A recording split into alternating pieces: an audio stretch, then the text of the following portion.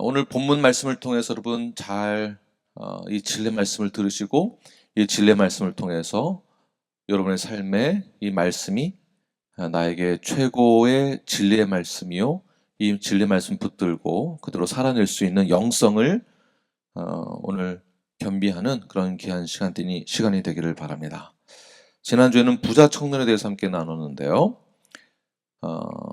부자 청년이 근심하여서 돌아가는 것을 보았을 때에 그는 두 개의 윈윈 전략을 가지고 두 개를 다 소유하길 원했던 그 마음을 가지고 있었던 것을 볼 수 있습니다.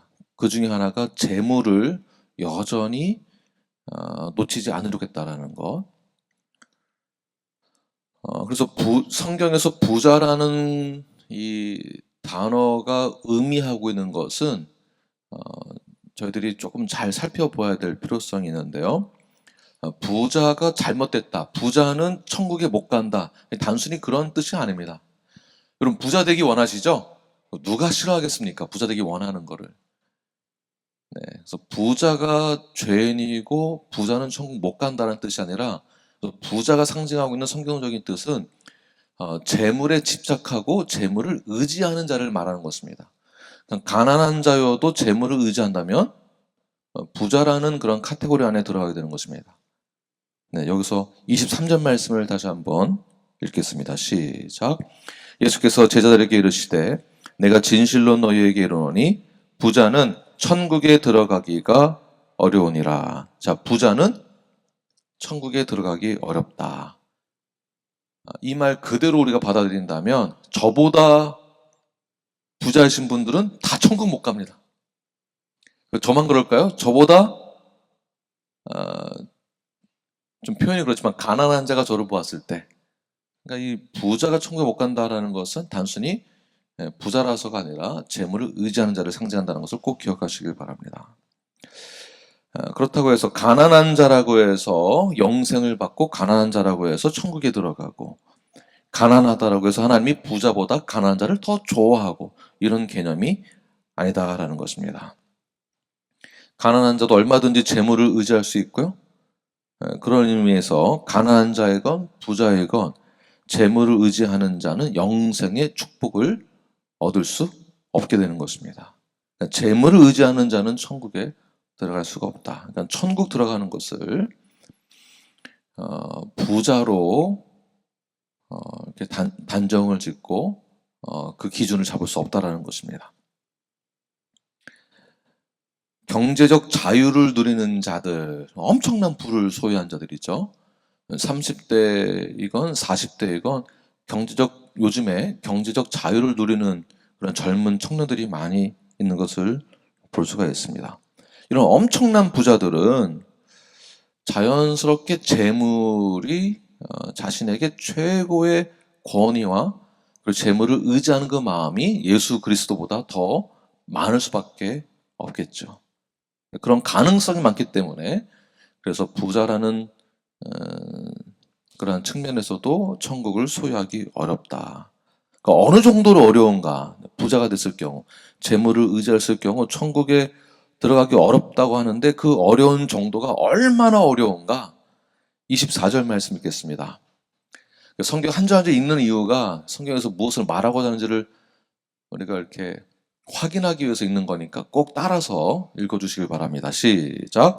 다시 너희에게 말하노니 낙타가 바늘귀로 들어가는 것이 부자가 하나님의 나라에 들어가는 것보다 쉬우니라 하시니. 자, 낙타가 바늘귀에 들어간다. 원어로 보게 되면 카멜로스라는 단어가 쓰여졌는데, 카멜로스는 큰 밧줄을 뜻합니다. 그러니까 큰 밧줄이 요만한 바늘구멍에 절대 못 들어가죠. 그러니까 재물을 의지하는 자는 절대 이 바늘구멍에 못 들어간다. 천국에 들어갈 수 없다. 좀 더 이해를 돕자면 탈무드에서는 이 낙타 대신에 코끼리라는 단어를 사용하고 있습니다. 코끼리. 그러니까 코끼리는 교만한 자를 상징합니다. 등치가 어마어마하게 크죠. 그만큼 자기 만족을 위해서 살을 찌운 자들은, 코끼리 같은 자들은 절대 바늘기로 들어갈 수 없다. 절대 안 된다. 그러니까 부자의 개념 또는 축복의 개념을 잘 기억하시기 바랍니다. 교회에서 축복을 이야기할 때에 그 축복이 부자의 개념이 절대 아닙니다. 지금 고개를 다 끄덕이시지만 대부분 저들이 축복하면 부자의 개념을 연결시킵니다. 그래서 교회에서 신앙생활을 잘하면 하나님이 축복을 주시고 그 축복은 우리가 부자가 되는 것, 이런 개념이죠. 이런 틀 안에 우리가 갇혀서 신앙생활을 했습니다. 그렇게 배우기도 배웠고 그런 개념이 우리의 가치관에 탁 자리 잡혀 있는 그러한 우리 옛 세대, 오늘날 이 세대의 그러한 신앙 개념이 굉장히 많이 자리 잡혀 있습니다. 제자들의 이 반응을 보시면 알 수가 있는데 예수님이 이런 개념을 계속 설명해 주니까 부자가 그런 부자가 아니다. 부자는 절대 천국에 못 간다. 재물을 의지하는 자들은 절대 천국에 못 간다. 복을 원하냐? 그 복이 그 복이 아니다. 이걸 계속 말씀하시니까 제자들이 황당해하면서 반응이 이상한 반응이 나와요. 이런 반응이 있었는지 아마 여러분 몰랐을 것입니다. 25절 말씀 읽겠습니다. 시작. 제자들이 듣고 몹시 놀라 이르되 그렇다면 누가 구원을 얻을 수 있으리까? 이걸 텍스트로 보니까 이 감정 전달이 잘 안 되는데 예수님 그렇습니까? 그러면 어떻게 하면 들어갈 수 있는 건가요? 이런 표현이 아니에요. 황당해하면서 에? 아니 그게 말이 돼요? 이런 정도의 수준입니다. 아니, 예수님 그게 말이 됩니까? 지금까지 우리는 그렇게 알고 신앙생활 했는데 그게 아니라고요? 그럼 도대체 뭘 날더러 어떻게 하란 말이에요? 이런 표현입니다. 왜 그러냐면 당시 유대 사회에서 보편화되어 있던 복의 개념이 무엇이냐면 물질의 풍요를 누리는 자, 그러니까 재물이 넉넉한 자, 부자가 된 자들은 하나님이 특별히 그에게 축복을 주신 것이다 라고 믿었습니다. 그게 유대 사회의 풍토예요. 제자들도 그 유대 사회의 풍토와 전통과 교육을 받아왔기 때문에 신앙의 이 토대 자체가 내가 열심히 이 신앙생활을 하면, 열심히 이 법도를 따르면, 열심히 전통적인 신앙, 이 룰을 잘 따르면 하나님이 나에게 복을 주신다. 물질의 풍요를 누리는 자는 하나님이 특별히 그를 선한 자로 여겼다라는 것입니다. 반대로 가난하다라는 것은 당시에 질병을 갖고 있는 자와 동일시 여겼습니다. 그러니까 질병이 있다라는 것은 그 당시에는 죄가 많기 때문에 하도 죄가 많아서 하나님이 벌을 주신 것이다. 이렇게 보았습니다. 여러분 옛날로 돌아가서 저희들도 목사님들은 절대 아파도 아픈 티를 안 냈습니다. 감기 걸려도 끝까지 참았고 버텼습니다. 왜 그랬을까요? 맨날 아프고 감기 걸리고 누워있고 병들고 오면 하나님이 이 목사님 뭔가 벌 준 거라고 그렇게 믿었습니다. 요즘도 그렇습니다.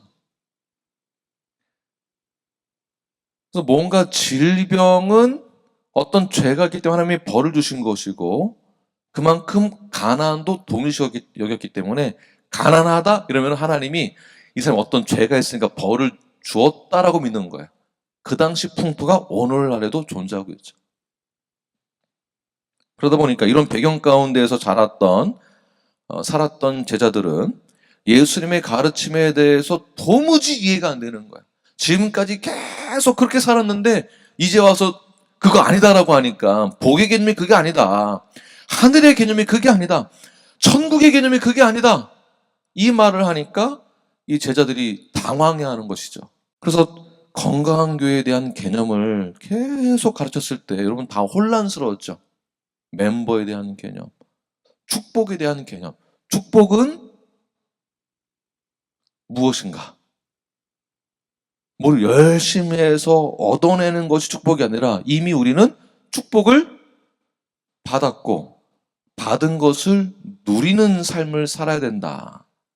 그것이 우리 성도로서의 의무와 책임이다.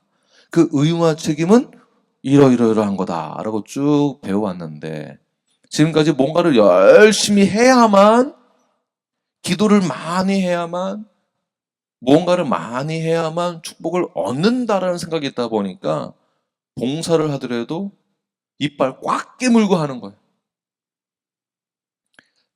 감사와 기쁨이 아니라 이빨 꽉 깨물고 하는 거죠. 이러한 차이가 이 복의 개념을 어떻게 받아들이냐에 따라서 우리의 삶의 모습이 여기서 이제 판가름이 나는 것입니다. 그래서 제자들이 불안해했던 것이에요. 나 지금까지 복의 개념을 이렇게 알고 영생을 얻으려고 했는데 예수님이 아니라고 하니까 내가 구원을 받지 못하는 거 아닌가라는 이 불안감에 휩싸여서 그럼 도대체 어떻게 해야 내가 영생을 얻을 수 있단 말입니까? 유대인들은 모든 부는 하늘에서 온다라고 믿었습니다. 이게 어떻게 보면 이제 맞고 틀리고 이제 조금 생각이 다를 수 있겠지만 모든 부 역시 하나님이 주시는 것이기도 하지만 그 사람의 컨디션에 따라서 하나님이 너는 잘하니까 주고 너는 못하니까 안 주고 그런 개념은 아닌 것이죠. 우리 한국 사회에서도 우리 현대 사회에서도 물질, 이 재물을 대하는 태도와 이 자세가 많이 바뀌어져야만 합니다.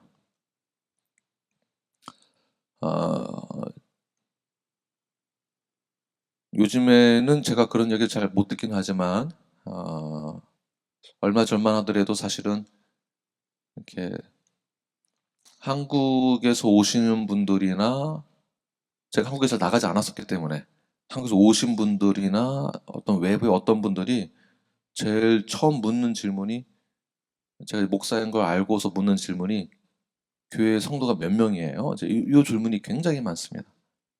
그럼 저희 한 멤버 수가 한 40명 정도 됩니다 하면은 이 표정이 나와요. 이렇게 아무리 숨기려고 해도 표정이 있어요. 아이고 그거밖에 안 되는구나.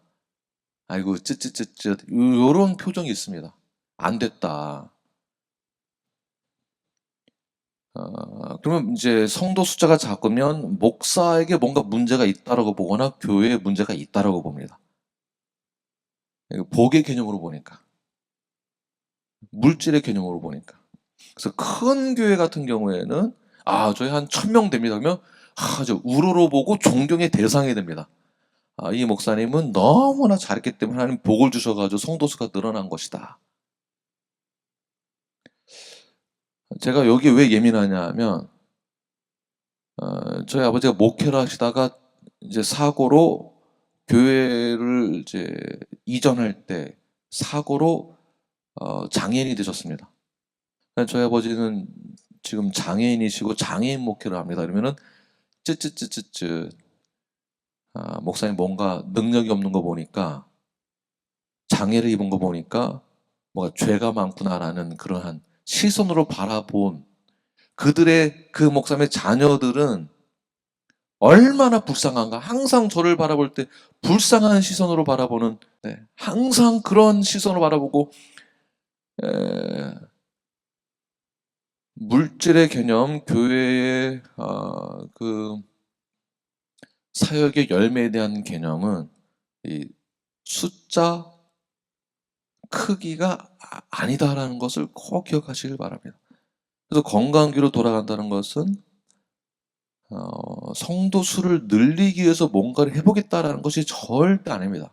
성경에서 무엇을 말하고 있는가? 그것을 계속 다시 한번 가르치고 되새겨서 올바른 성경적인 삶을 살아갈 수 있도록, 그러니까 성화를 온전히 이룰 수 있도록 교회가 그 역할을 하는 것이며 목사가 그 역할을 하는 것입니다. 근데 오늘날 교회와 목사들은 그렇게 하지 않습니다. 이 유대 사회에서 바리새인들이 했던 것과 똑같은 방식으로 부와 축복의 개념을 예수님 잘 믿으면 하나님 복 주신다는 개념, 그래서 잘 믿으려면은 이렇게 하십시오.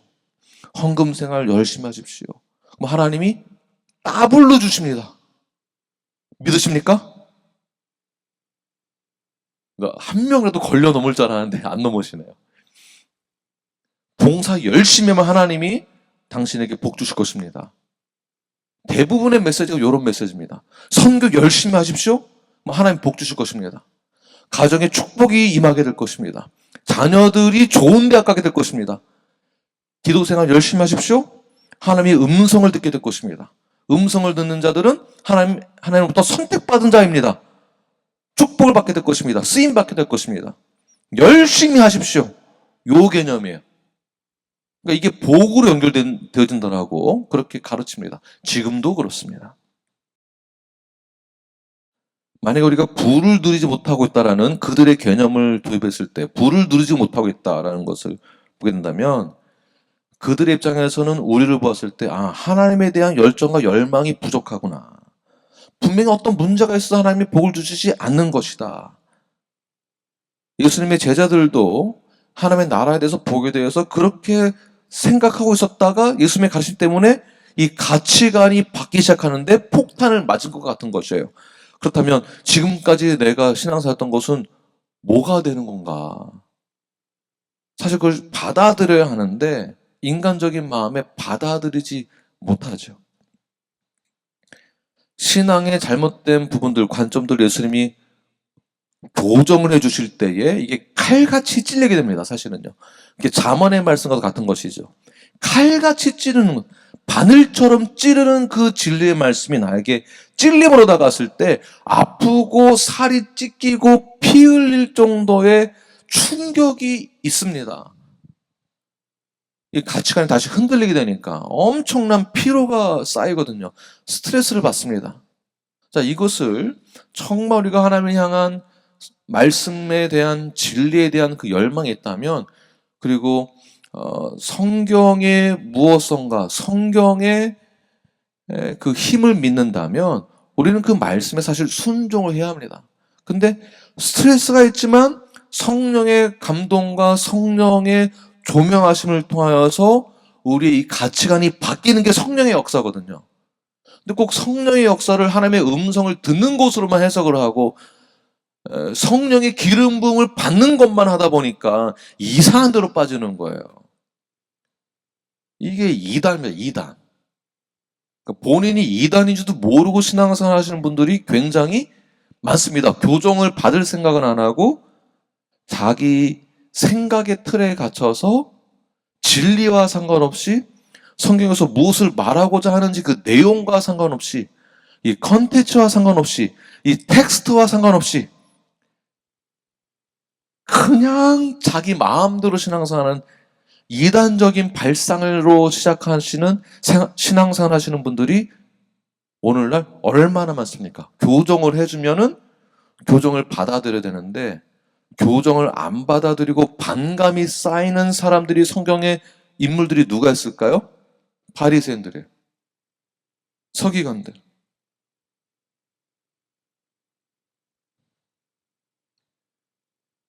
26절 읽겠습니다. 시작. 예수께서 그들을 보시며 이르시되 사람으로는 할 수 없으나 하나님으로서는 다 할 수 있다.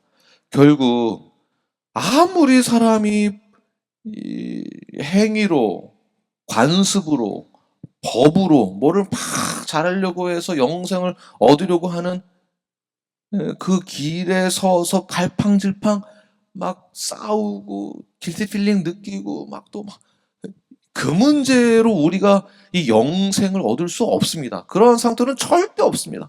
어떻게 얻을 수 있는가? 사람으로는 할 수 없는데 사람의 힘과 능력으로는 할 수 없고 사람의 판단과 생각으로 노력으로 행함으로 도덕적 선행으로는 아무것도 우리가 내 자유의지로도 절대적으로 이 영생을 얻을 수 없습니다. 그러나 구원은 전적으로 하나님의 능력이 있다는 것을 믿고 선행이 아니라 재물을 의지함이 아니라 절대적으로 하나님이 행하실 능력임을 내가 믿는다면 오직 하나님만이 구원을 베풀어 주시는 분이신 줄을 내가 믿는다면 이때야 비로소 구원을 얻게 되는 것입니다.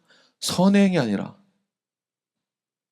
그러한 뜻에서 낙타가 바느끼로 들어갈 수 있는가? 절대 그럴 수 없다. 그러나 영생은 누가 베푸시는가? 오직 하나님 할 수 있다. 그러니까 이 인간이 모르는 절대 낙타가 바느끼로 들어갈 수 없는데 누가 그걸 가능케 해주는가? 오직 하나님의 은혜로만 가능하다. 이 죄의 문제는 내 힘으로 절대 해결할 수 없다. 이 내 속에 있는 이 양심도 있지만 이 양심을 주신 것도 오직 하나님이시고요. 그 하나님만이 우리의 구원의 문제, 죄의 문제를 해결할 수 있다라는 거. 그 모든 능력은 오직 하나님께만 있습니다. 근데 부자청은 어떻게 했습니까? 예수님을 의지하고 따르기보다는 재물을 의지했기 때문에 근심하여서 돌아갔다. 두 마리의 토끼를 다 잡을 수 없다는 것입니다. 반면 제자들은 어떻게 반응했는가? 처음에는 예수님이 교정을 해줬을 때 황당했지만 제자들은 어떻게 받아들였는가? 27절 시작. 이에 베드로가 대답하여 이르되 보소서 우리가 모든 것을 버리고 주를 따랐사온데 그런즉 우리가 무엇을 얻으리까? 네, 제자들의 반응이 어떻습니까? 예수님의 부르심을 처음 받았을 때에 자신이 일하고 있었던 그 어부의 일, 다른 일들을 다 내려놓고 세상에서 얻고자 하는 욕구와 세상에서 필요로 하는 생존적인 그러한 모든 것을 의존하지 않고 오직 주님만 바라보고 따랐다는 것이에요. 자기 직업도 내려놓을 정도로. 자, 이 말씀대로 우리가 받아들였을 때 그러니까 당신들 직업 다 내려놓으시고 교회만 오십시오. 이 얘기가 아닙니다. 근데 대부분의 선교단체가 극우파들은 직장도 다니지 말고 재산도 팔고 극단적인 우리 다른 어떤 교회나 교단들은 재산 다 팔고 교회로 돌아와라. 예, 이게 문제입니다. 이게. 지금 그 얘기가 아니죠. 구원에 대해서 재물을 의지하겠느냐? 지금까지 모든 행하고 있었던 풍습, 관습, 유행을 따라가지 말고 오직 이 구원은 예수 그리스도로부터 온다라는 거. 십자가로부터 온다라는 거. 하나님의 구원 계획하신 그거대로 약속대로 이루어진다는 것을 믿어야 된다라는 것을 오늘 본문에서 말하고 있는 것이죠. 그럼 어떻게 해야 영생 얻을 수 있는가? 마태복음 16장 24절, 25절. 어떻게 하면 영생 얻을 수 있는가? 시작. 예수께서 제자들에게 이르시되 누구든지 나를 따라오려거든 자기를 부인하고 자기 십자가를 지고 나를 따를 것이니라. 누구든지 제 목숨을 구원하고자 하면 잃을 것이요 누구든지 나를 위하여 제 목숨을 잃으면 찾으리라. 자, 누가 영생을 얻을 수 있습니까? 영생을 주시는 분은 오직 한 분 하나님이시며 예수 그리스도 보혈의 능력을 통하여서 우리의 모든 죄가 사함받고 구원을 얻게 되는 것이고요. 더 나아가 영생 얻을 수 있다는 것은 선행도 아니고 내 의도 아니고 재물도 아니고 무엇입니까? 나를 부인할 때, 나를 버릴 때에 구원을 얻을 수 있다. 그런데 얻고자 하면은 잃게 된다. 오늘 본문에서는 이렇게 말씀하고 있습니다. 29절, 30절 시작. 또 내 이름을 위하여 집이나 형제나 자매나 부모나 자식이나 전토를 벌이는 자마다 여러 배를 받고 또 영생을 상속하리라. 그러나 먼저 된 자로서 나중되고 나중된 자로서 먼저 될 자가 많으니라. 네, 이게 선택받았다라고 해서 바리새인들이라고 해서 자동적으로 구원을 받는 것이 아니고 그런 뜻의 먼저 된 자, 나중 된 자 이 얘기가 나온 것이죠. 오직 내 이름을 위하여 집이나 형제 자매나 부모나 자식이나 전토를 버리는 자, 자기를 부인하는 자가 영생을 얻게 된다. 자, 이것이 구원이 가지고 있는 파라독스라고 합니다. 파라독스. 신비한 역설이라고 합니다. 파라독스. 버리면 얻고 얻으려고 하면 잃고. 아주 심오한 파라독스죠. 그래서 오늘 본문을 통해서 중요한 포인트는 첫 번째, 인간의 구원은 스스로의 능력으로 절대 얻을 수 없다라는 것입니다. 오직 하나님의 주권적인 은혜에 의해서 구원을 얻을 수 있다는 것을 꼭 기억하십시오. 우리에게 구원을 베풀어 주시는 분은 누구이십니까? 오직 하나님, 예수 그리스도. 오직 하나님의 은혜로만 가능하다라는 거. 자, 은혜로만 가능하다라고 했을 때 우리는 무엇을 어떻게 적용해야 되냐면, 하나님의 은혜로만 가능하다. 이 말은 나의 무능력함을 인정하는 거예요. 아, 내가 똑똑하고, 내가 돈도 잘 벌고, 내가 잘 나가고, 내가 말한 대로 되고, 내가 예상했던 대로 됐다라고 해서 구원까지 내가 예상하던 대로 될까? 이게 불가능하다. 오직 구원은 하나님의 은혜로부터. 그러니까 재물을 의지해서 구원 얻을 수 있다? 그렇지 못합니다.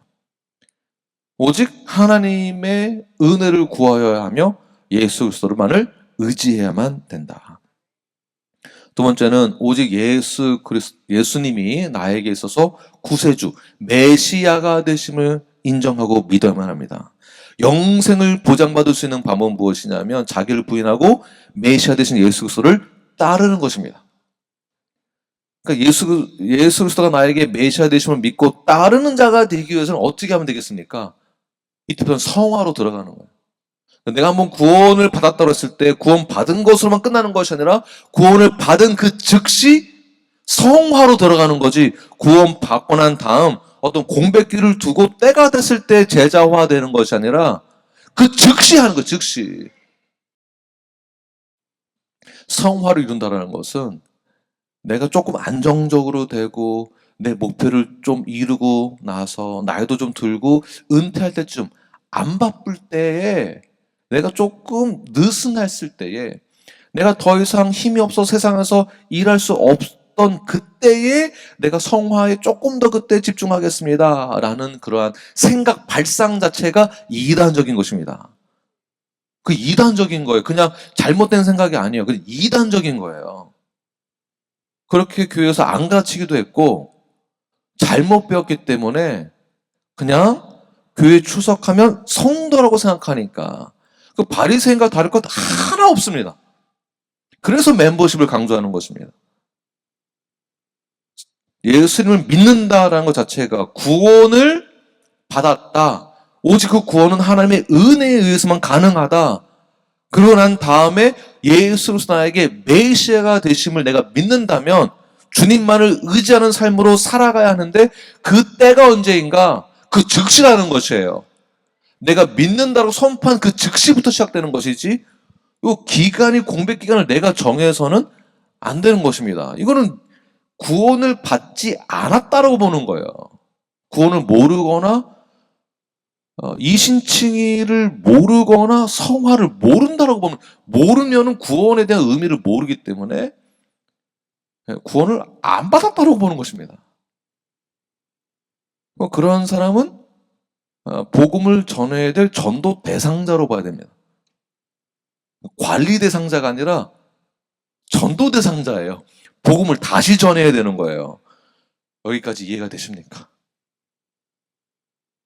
아멘 하신 분만 이해한 걸로 제가 받아들이겠습니다.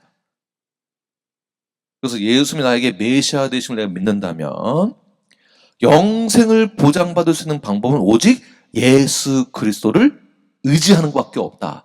재물도 아니고 사람 인맥도 아니고 어떤 것도 아니고 내 자랑도 아니고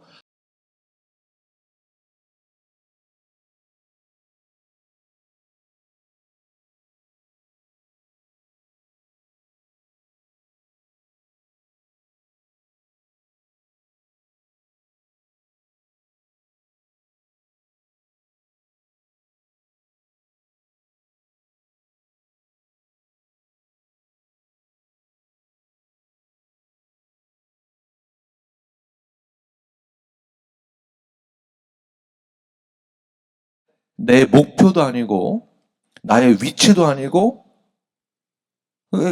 이걸 다 버려라. 다 자기 부인을 해라. 오직 우리가 의지해야 될 대상은, 내가 믿어야 될 대상은, 나의 믿음의 대상은 오직 예수 그리스도다. 자, 이러한 차원에서 부자이건 가난한 자이건, 자, 교회를 출석하건 출석하지 않건, 잘 들으십시오.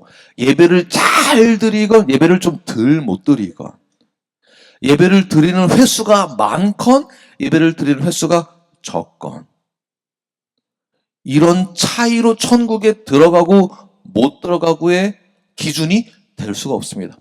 성령의 기름 부으심을, 그러니까 매번 성령의 기름 부으심을 바라는 분들이 계시죠. 매번. 우리 성령을 받았습니까? 안 받았습니까? 이거 멤버십 때 계속 가르치는 건데 나중에 변절자가 돼가지고 성령의 기름 부음을 매번 달라고 계속 성령의 기름 부심만 구하는 그러한 분들이 계세요.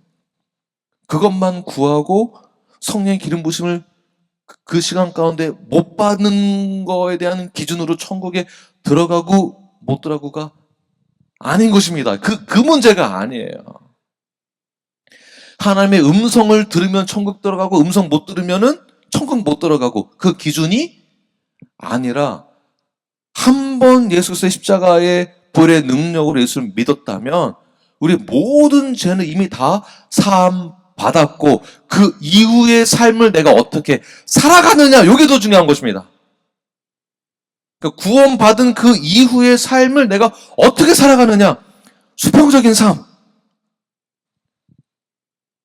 성경 훈련을 제대로 받지 못하고 말씀을 제대로 듣지 않고 성경을 잘 모르니까 계속 이상한 데로 가고 계시는데, 어떤 분들은 다시 돌아오십시오. 빨리 돌아오십시오.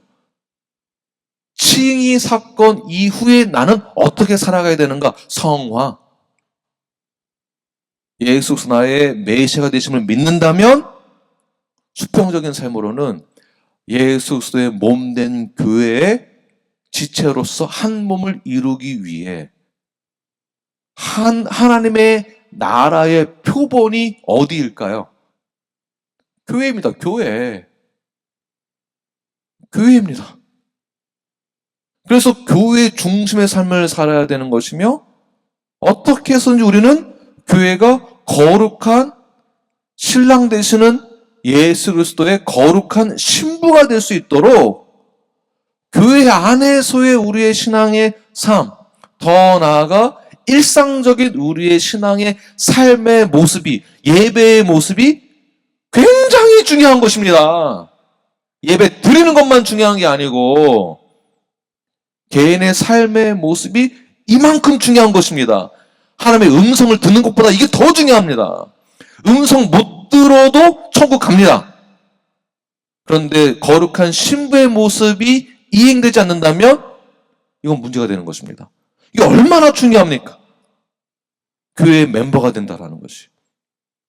우리 교회의 예수 그리스도의 몸된 지체로서 교회의 몸의 일원이 된다라는 것이, 구성원이 된다는 것이, 지체가 된다는 것이 얼마나 중요합니까? 이 중요한 사건을 놓고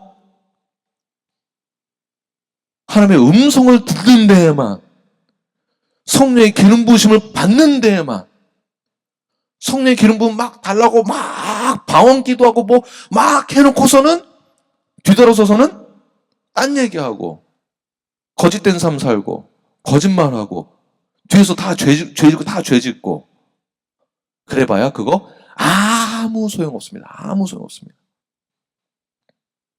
전적으로 주님을 의지하며 따르는 제자가 되었다고 한다면 세상 따라가지 마십시오. 세상을 의지하지 마십시오. 재물을 의지하지 마십시오. 사람을 의지하지 마십시오. 부자들을 의지하지 마십시오. 하나님 앞에, 예수님 앞에 우리는 건강한 성도로서 성경적인 온전한 삶을 살아내는데 집중하시는, 그렇게 해서 영생을 얻어 나아가시는, 영생을 이미 우리는 얻었습니다. 영생을 얻은 것에 대한 확신을 가지고 나아가시는 저 여러분이 되길 간절히 축원합니다. 기도하시겠습니다.